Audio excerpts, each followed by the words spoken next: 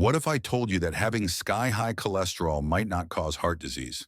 That's what a new study just claimed. And of course, the internet went wild. People on keto were celebrating like they just found a health loophole. See, they said, cholesterol doesn't matter. But hold on, this study may look impressive on the outside, but once you peel back the layers, it gets messy. Let me explain. This research was published in a respected heart journal. Big name, big platform. It looked at 100 people who'd been on the keto diet for at least 2 years. All of them were lean, fit, and had no obvious health issues. But they had one thing in common. Their cholesterol was through the roof. I'm talking numbers so high they'd make your doctor drop their coffee. Now, these folks belong to a group that calls themselves lean mass hyper-responders. Basically, their bodies go a little nuts with cholesterol when they eat almost no carbs and live mostly off fat. They were like a science experiment already walking around. So someone thought, let's study them.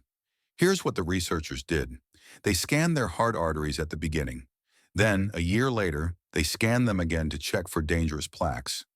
Those soft, sticky clumps that can block arteries and cause heart attacks. Sounds good so far, right? But here's the problem. They didn't include a control group. That means they didn't compare these people to a group of folks with normal cholesterol levels. It's like testing a new car, but not comparing it to any other car on the road. You learn something, but not much. Also, they only track changes for 1 year. But heart disease doesn't happen overnight. Plaques build up over decades like grime in your shower. You can't scrub it for one day and say, problem solved. Still, they got results. And here's the surprise, the average plaque volume in their arteries increased by about 18.8 millimeters over the year. So despite being healthy on the outside, fit, slim, no diabetes, the inside of their arteries told a different story. That's huge, because these were the people who were supposed to be immune to heart disease, but their arteries were getting clogged faster than some people with diabetes. Now, the study authors said there's no link between high LDL cholesterol and plaque growth. But hang on, the people who already had plaques at the start, their plaques got worse. So maybe the LDL didn't cause new plaques, but it sure didn't help the old ones. And here's something fishy. The original goal of the study, what they wrote down officially, was to track the total volume of those soft plaques. But in the final paper, that data wasn't even included. It's like saying you're filming a cooking show, then posting a video of your cat.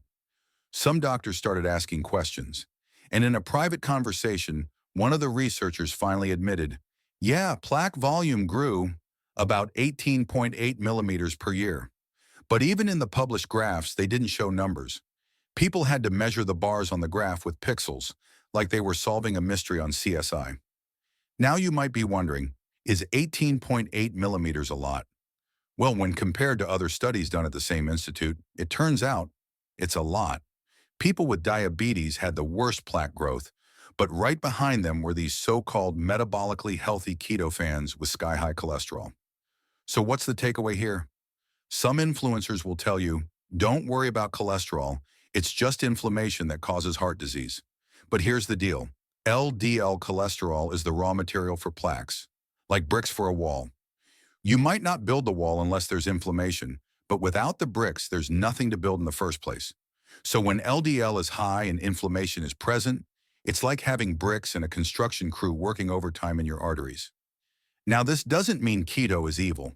For some people, it works wonders, especially those with epilepsy, diabetes, or certain autoimmune conditions. But if you're on keto and your LDL is through the roof, that's not something to ignore. The smart move, get your blood tested.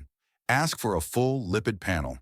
That includes LDL cholesterol, apolipoprotein B, and lipoprotein A.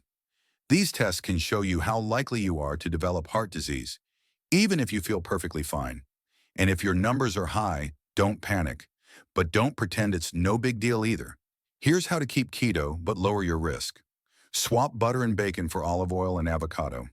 Choose fatty fish instead of fatty steak. Eat more nuts, like almonds and walnuts, less lard. If you love meat, go for leaner cuts like chicken breast or turkey. And please don't believe every scary thing you hear online about vegetable oils.